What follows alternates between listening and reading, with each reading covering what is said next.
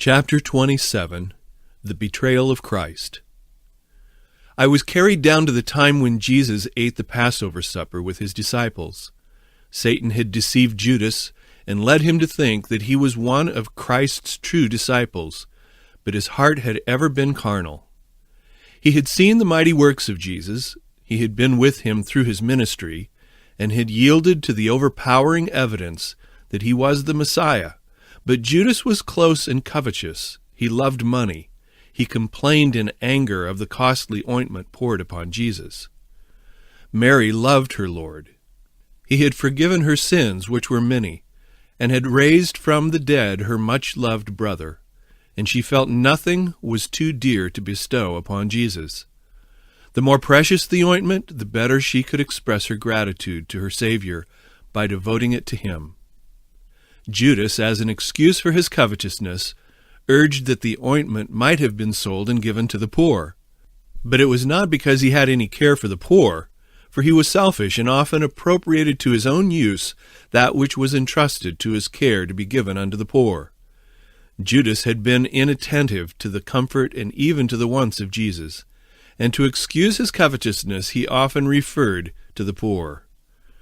This act of generosity on the part of Mary was a most cutting rebuke of his covetous disposition.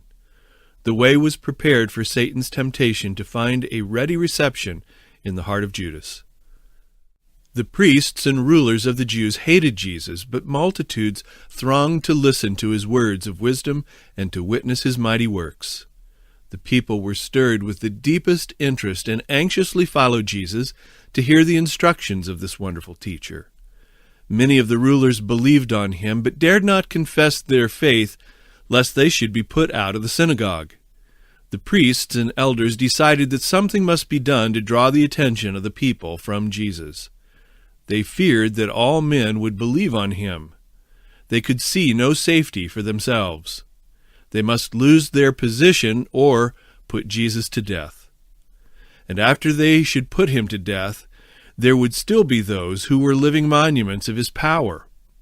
Jesus had raised Lazarus from the dead, and they feared that if they should kill Jesus, Lazarus would testify of his mighty power.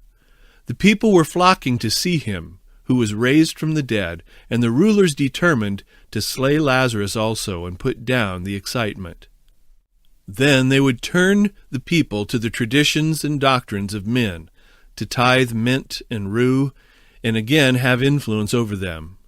They agreed to take Jesus when he was alone, for if they should attempt to take him in a crowd, when the minds of the people were all interested in him, they would be stoned. Judas knew how anxious they were to obtain Jesus, and offered to betray him to the chief priests and elders for a few pieces of silver. His love of money led him to agree to betray his Lord into the hands of his bitterest enemies. Satan was working directly through Judas, and in the midst of the impressive scene of the Last Supper, the traitor was devising plans to betray his master. Jesus sorrowfully told his disciples that all of them would be offended because of him that night. But Peter ardently affirmed that although all others should be offended because of him, he would not be offended. And Jesus said to Peter, "Satan hath desired to have you, that he may sift you as wheat. But I have prayed for thee, that thy faith fail not. And when thou art converted, strengthen thy brethren." Luke 22, verses 31 and 32. In the garden. I beheld Jesus in the garden with his disciples. In deep sorrow he bade them watch and pray, lest they should enter into temptation. He knew that their faith was to be tried, and their hopes disappointed, and that they would need all the strength which they could obtain by close watching and fervent prayer. With strong cries and weeping, Jesus prayed, "Father, if thou be willing, remove this cup from me.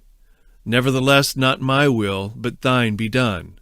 Luke 22, verse 42. The Son of God prayed in agony. Great drops of blood gathered upon his face and fell to the ground. Angels were hovering over the place, witnessing the scene, but only one was commissioned to go and strengthen the Son of God in his agony. There was no joy in heaven. The angels cast their crowns and harps from them, and with the deepest interest silently watched Jesus. They wished to surround the Son of God, but the commanding angels suffered them not, lest, as they should behold his betrayal, they should deliver him. For the plan had been laid, and it must be fulfilled. After Jesus had prayed, he came to his disciples, but they were sleeping. In that dreadful hour he had not the sympathy and prayers of even his disciples. Peter, who was so zealous a short time before, was heavy with sleep. Jesus reminded him of his positive declarations and said to him, "What? Could ye not watch with me 1 hour?" Matthew 26, verse 40. 3 times the Son of God prayed in agony. Judas betrays Jesus. Then Judas with his band of armed men appeared.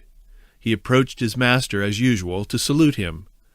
The band surrounded Jesus, but there he manifested his divine power as he said, "Whom seek ye?" "I am he." They fell backward to the ground. Jesus made this inquiry that they might witness his power and have evidence that he could deliver himself from their hands if he would. The disciples began to hope as they saw the multitude with their staves and swords fall so quickly. As they arose and again surrounded the Son of God, Peter drew his sword and smote a servant of the high priest and cut off an ear. Jesus bade him put up the sword, saying, "Thinkest thou that I cannot now pray to my Father, and he shall presently give me more than 12 legions of angels?" Matthew 26, verse 53. I saw that as these words were spoken, the countenances of the angels were animated with hope. They wished then and there to surround their commander and disperse that angry mob. But again sadness settled upon them as Jesus added, "But how then shall the Scriptures be fulfilled, that thus it must be?" Matthew 26, verse 54. The hearts of the disciples also sank in despair and bitter disappointment as Jesus suffered himself to be led away by his enemies. The disciples feared for their own lives, and they all forsook him and fled. Jesus was left alone in the hands of the murderous mob.